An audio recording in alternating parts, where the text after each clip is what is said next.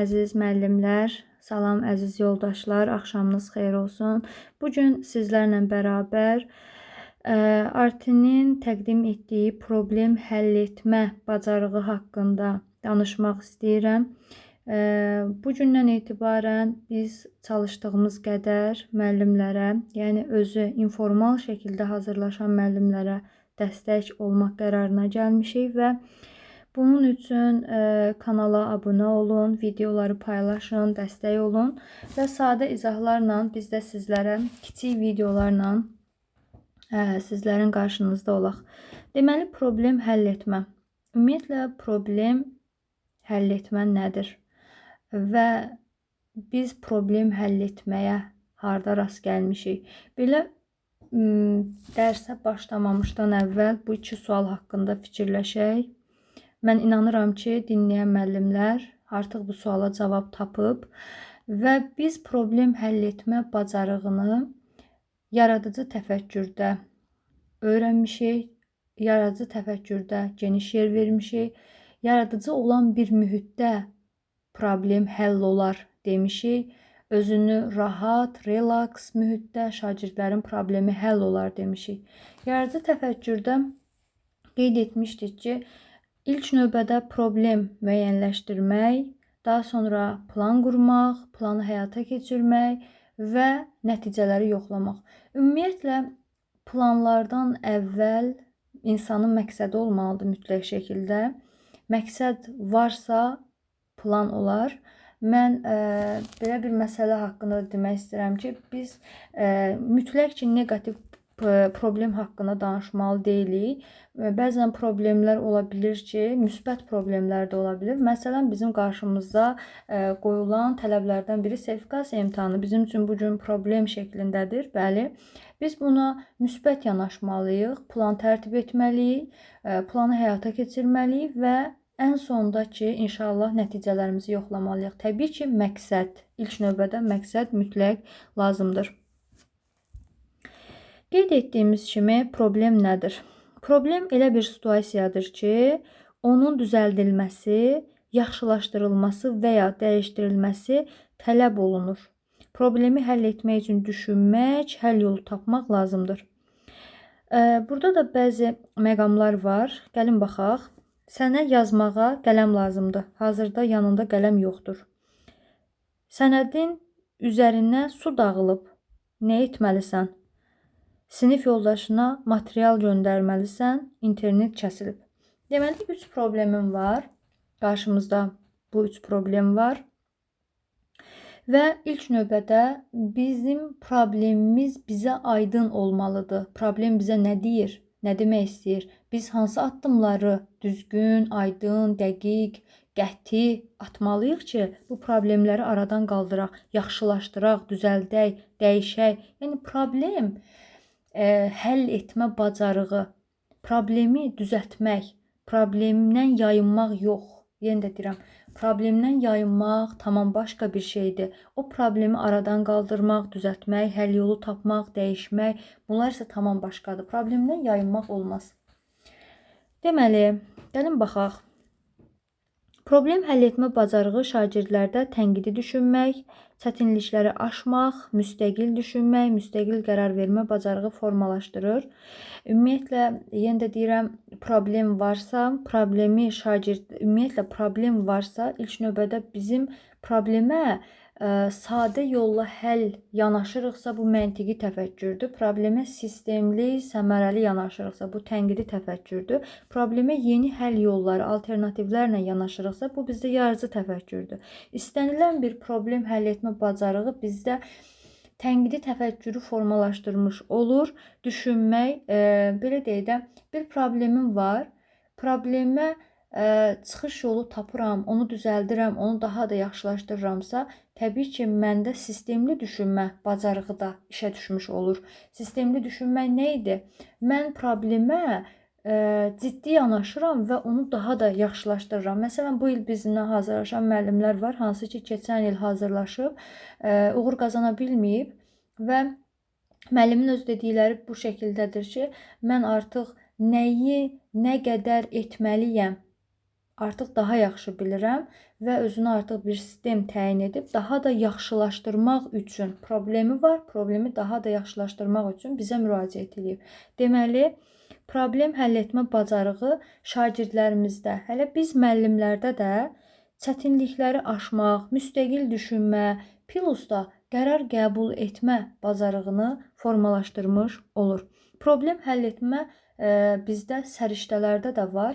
Əgər biz bu gün şagirdlərimizdə problem həll etməyə alışdırırıqsa, bir növ onlarda səriştə də formalaşdırmış oluruq.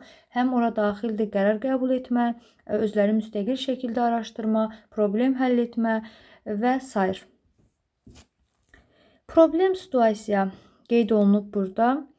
Şagirdlər dərsə gəliblər və görüblər ki, sinif bağlıdır. Təbii ki, bu normal bir haldır.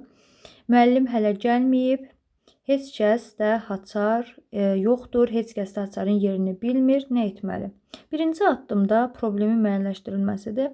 Sinifə daxil ola bilmirik, çünki qapı bağlıdır. Bəli, bu mənim üçün problemdir. Artıq mən bunu beyin olaraq fikirləşirəm ki, beyin idraki olaraq düşünürəm ki, qapı bağlıdırsa, bəli, sinifə daxil ola bilmirik. Sinifə vaxtında daxil olmasaq, dərsimiz pozula bilər. Bizdə olan məlumat, qapı bağlıdır, heç kəsdə Haçar yoxdur, müəllim hələ gəlməyib. İkinci addım, problemin həlli yolunun strategiyasının müəyyənləşdirilməsi. Deməli, beyin həmləsi belə deyək də edərək həll yolları təklif edə bilərik. Məsələn, biz qeyd eləmişik ki, beyin həmləsi dərsin əvvəlində, təbii ki, beyin həmləsi iş üsulundan biz 45 dəqiqə yox, 20 dəqiqə yox, 5-10 dəqiqə kifayətdir. Çünki beyin həmləsi şagirdləri dərsə cəlb etmə mexanizmidir. Beyin həmləsi 1953-cü ildə Osborn tərəfindən elmə daxil edilmiş iş üsuludur və beyin həmləsinə biz beyin əqli hücum, beyin fırtınası kimi də qeyd edə bilərik. Şagirdlərdə düşünmə və şəxsi ifadə tərzi özünə inam hissi formalaşdırır. Yəni, bu da bir əslində yaradıcı mühit formalaşdırır. Belə deyək də, əziz müəllimlər, əgər bir mühitdə ki, tələbə, şagird öz fikrini çəkinmədən düşündüyünü dilə gətirə bilirsə, həmin mühit yaradıcı mühitdir və o mühitdə problem də həll olacaq, problemi də aşacaq, çətinliklərə belə deyək də sinə gələ biləcək və həmin mühitdə şagirdin öyrənmə potensialı daha çox olacaq. Deməli, burada beyin həmləsi edirik, həll yolları təklif edə bilərlər. Bəli, başqa müəllimi və ya məktəbin əməkdaşını tapa bilərik, orada Haçarın olmadığını müəyyənləşdirə bilərik. Deməli, bu sualları şagirdlər təklif edir və bu zaman müəllim də şagirdlərə müdaxilə etməməlidir, onları mühakimə etməməlidir ki, onlar fikirlərini sərbəst şəkildə desin. Daha sonra sinifə daxil olmağın başqa yolu olub-olmadığını müəyyənləşdirmək və burada gözəl bir fikir var. Bəlkə başqa sinif axtaraq. Deməli, bu ideya da var. Şagirdlərimizin rəngarəng ideyaları toplanır. Əla. İşi bölüşdürmək, bir qrup müəllimi axtarmağa getsin, bir qrup da məktəbin əməkdaşını axtarsın. Daha sonra davam edək. İkinci addımı qeyd elədik. Üçüncü addım. Ən effektiv həll yolunun müəyyənləşdirilməsi. Hansı qərar problemi daha sürətlə həll edə bilər? Aha, biraz da problemə yaxınlaşırıq. Hansı həll yolu daha realdır? Təbii ki, real, optimal, daha sürətli. Əla. Hansı addımda hansı risklər var? Bəli, artıq biz tədbirli risklər etməliyik. Yəni, şagirdimizin həyatı üçün təhlükəli risklər olmaz. Nəhayət, dördüncü addımda qərarın verilməsi, başqa müəllimi və ya məktəbin başqa əməkdaşını axtarıb, kömək istəmək daha sürətli, real və məsuliyyətli qərardır. Deməli, belə bir situasiya bizim qarşımıza qoyulmuşdu. Mən istədim bunu sizlə bölüşək. Çox maraqlıdır əslində və real olan bir situasiyadır. Ona görə də mən də istədim bunu sizlə bugün bölüşüm ki, problem həll etmə bacarığı əslində həyatı situasiyalardan götürülüb, şagirdlərə təqdim edilsə, Qeyd olunan kimi beyin həmləsi üsulundan istifadə edərək dərsin əvvəlində həm şagirdləri cəlb edə bilərik, həm də şagirdlərdə qərar qəbul etmə, problem həll etmə, düzgün düşünmə, problemə daha da ciddi yanaşma, alternativ yollarla yanaşdıra bilərik. Daha sonra problem həll etmə prosesi, qeyd etdim dərsin əvvəlində də problemin müəyyənləşdirilməsi, mümkün həll etmə yollarının təhlili, analizi mütləq, nəticələrin dəyərləndirilməsi, həll yollarının reallaşdırılması, nəticələrin dayanıqlığının təmin edilməsi və nəhayət ki, olmazsa olmazımız refleksiya mərhələsi. Deməli, burada qeyd olunan problemin müəyyənləşdirilməsi, əslində bunlar bizim əziz müəllimlər bildiyimiz bir şeylərdir. Bəzən bizim hörmətli, gözəl, savadlı müəllimlərimiz var həqiqətən də və onlar dərsi çox gözəl qururlar. Mən müəllimlərlə işlədikcə, müəllimləri tanıdıqca həqiqətən də fəxr eləyirəm ki, bizim elə müəllimlərimiz var. Çünki bəzən olur ki, müəllim bunları zaten reallaşdırır. Sadəcə elmi adım bilmir və bu günləri belə bir fürsət də var ki, siz bunların belə deyək də kitabda yazıldığı adlarını da bilmiş olarsınız. Birinci növbədə problem müəyyənləşdirilməsi, yəni mövcud və yaxud da yarana biləcək problem müəyyənləşir. Hansı ki, situasiyamızda da var idi. Müəllim yoxdur, haçar yoxdur, sinifə daxil ola bilmirik. Mümkün həll yollarının təhlili. Əvvəlcə mən beyin həmləsinə istifadə edirəm. Bütün həll yollarını toplayıram. Əla. Daha sonra topladığım həll yolları təhlil edirəm. Əla. Nəticələrin dəyərləndirilməsi. Artıq mən ən sonda nəticələri dəyərləndirirəm. Müxtəlif yanaşmaların effektivliyini dəyərləndirirəm. Həll yollarının reallaşdırılması ən yaxşı, ən effektiv, tətbiqə gedə biləcək, real, risk təşkil etməyən yolları seçirəm. Nəticələrin dayanıqlığının təmin edilməsi və yenə də qeyd edirəm, refleksiya mütləq lazımdır. Refleksiyada nəticələrə baxılır, gələcək planların, gələcək problemlərin həlli üçün strategiyaların yaxşılaşdırılması. Problem həll etmə bacarığının faydası nələrdir bəs? Burada qeyd olunub. Ümumiyyətlə, biz artıq bu cümləni neçə dəfə dərs müddətində təkrar edirik. Əslində, yenə də qeyd edirəm, burada 5 cümlə şəklində də bu dərsi qurmaq olar, təbii ki. Bildiyimiz bir şeylərdir, yenə də qeyd edirəm. Sadəcə olaraq problem həll etmədə müxtəlif yanaşmalar var, hansı ki, hər bir müəllimin öz metodu olduğu kimi bir problemə yanaşma mexanizmimiz də müxtəlif olmalıdır. Tənqidi təfəkkür mütləq şəkildə burada inkişaf edir.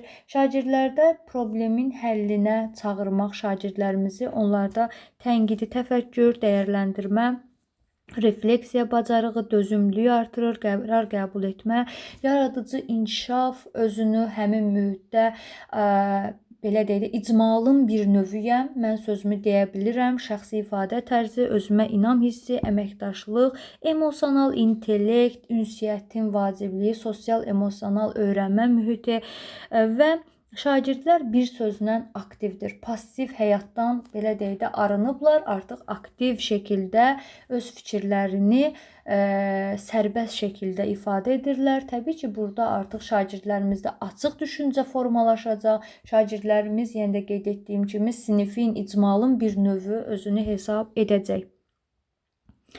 Və burada artıq şagirdlərimiz daha intellektual, sosial bacarıqlı şəxsiyyətlərə çevrilmiş olacaqlar. Deməli, bizim problem həll etmə bacarığımız nəhayət gəlirik real həyatda tətbiqi necə olmalıdır?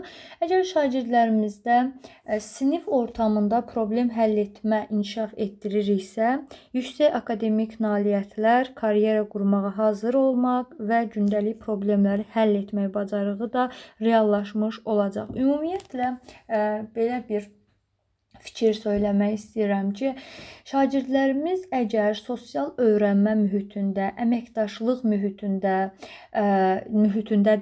mühitindədirlərsə, onlar yaradıcı olaraq, təfəkkür, tənqidi təfəkkür formalaşmışdırsa, onlarda təbii ki, sosial emosional öyrənmə mühiti olduğu bir mühitdə akademik nailiyyətləri yüksək olacaq. Əlbəttə, karyera haqqında düşünəcək. Əgər şagirdlər özlərini refleksiya edə bilmə qabiliyyəti varsa, refleksiya nə idi?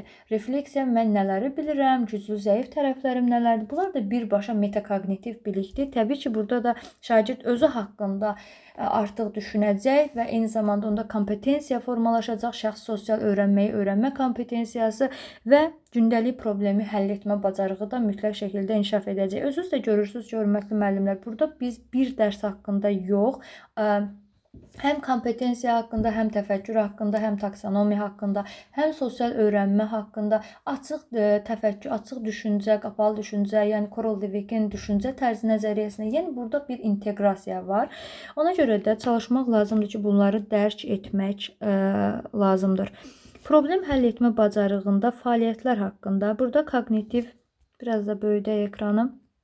Kognitiv, yəni idraki bariyerlərimiz var, emosional psixoloji bariyerlərimiz var və öyrəndiklərini həyata inteqrasiya edilməsi. Bayaq bu haqda mən dedim. Yəni artıq bu fənüstü inteqrasiyadır da. Öyrənmişəm, indi onu həyatımda tətbiq edirəm. Təbii ki, bu da şagirdlərimizi yüksəlişə aparır.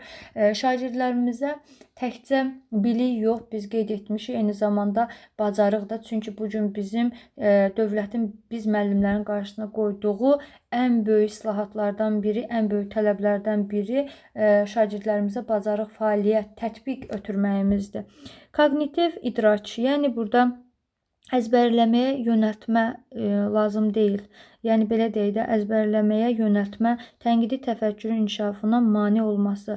Əzbərçilik hafizədir. Hafizədən sonra bizdə təfəkkür baş verir. Biz qeyd eləmişik bunu dərs müddətində ki, təfəkkürümüz 3 yerə bölünür. Məntiqi təfəkkür, məntiqi təfəkkürdən əvvəl nə idi? Bəs hafizə idi. Mən yadıma salıb nəyisə deyirəmsə, bu mənim üçün hafizədir. Təfəkkür artıq idrak, kognitiv bir düşünmə varsa, insan düşündüyü anda onun fəaliyyəti başlayır, hansı ki, təfəkkür fəaliyyəti başlayır. Yəni, əzbərçiliyə yönəltmək lazım deyil. Emosional, psixoloji bariyerlər var burada. Məğlub olmaqdan qorxmaq, bu bizim şagirdlərimizin ən zəif nöqtələrindən biridir. Özünə aşağı inamlı olması, tez təslim olması, bunlar bizim nəzəriyyələrimizdə də öz sözünü demiş problemlərdir ki, hələ ki bacarmıram, məğlub olmaq olmaz, sən səhv etməkdən qorxmalı deyilsən. Təbii ki, bu inam hissində biz müəllimlərdən almalıdır, şagirdlərdə. Tez təslim olmaq olmaz, bir dəfə uğursuzluq ola bilər, 2 dəfə ola bilər, səhv etmək normal bir haldır və səhvlərə qalib gəlmək, hələ ki bacarmıram. Bu kimi sözlər bizim müəllimlərimizin, bizim şagirdlərimizin ən öndə duran deməli sözləri olmalıdır.